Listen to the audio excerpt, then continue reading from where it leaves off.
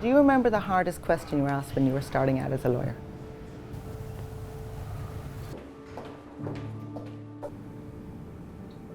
I think I was asked some version of, where do you see yourself in 5 or 10 years' time?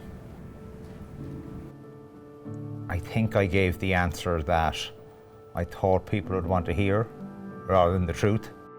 One of the most difficult questions when you're starting off is, where do you want to end up? Because it's very hard to tell that when you start off in your career. I think it was that really tricky one, where do you see yourself in 10 years' time? Well, I really didn't think I would make partner here.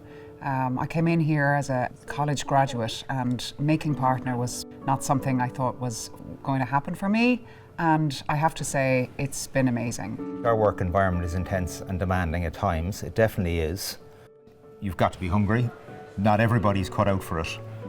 There's been stress, it's demanding, and it's certainly not an easier linear path. But the challenge is incredibly rewarding. So for me, it's the people that make it worthwhile. I get huge support from my team here. Work-life balance is so much easier when you work in a place that's collaborative.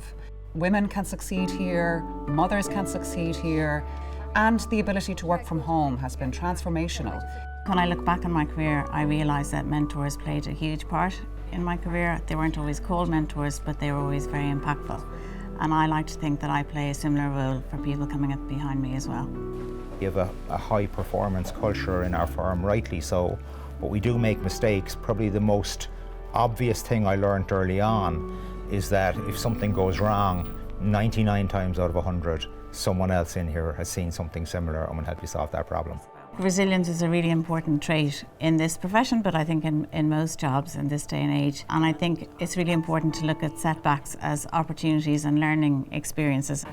You definitely need drive, you need work ethic. Our business is ultimately a people business too though, so you've got to be able to relate both to your colleagues and to your clients. Not take yourself too seriously, roll up your sleeves and get stuck in when you need to. I've never looked back. My time here has been life-changing. Joining Arthur Cox was really pivotal for me. It was, I guess, a brave decision, but it was a brilliant decision personally and professionally, and I really haven't regretted it for a second.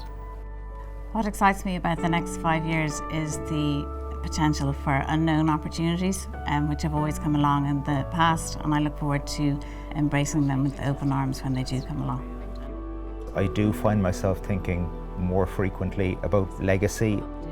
That's very important to me personally, actually. So success for me, once my role is complete, is really to be able to say that I inherited the firm in really, really great shape when I was asked to take on this privileged position.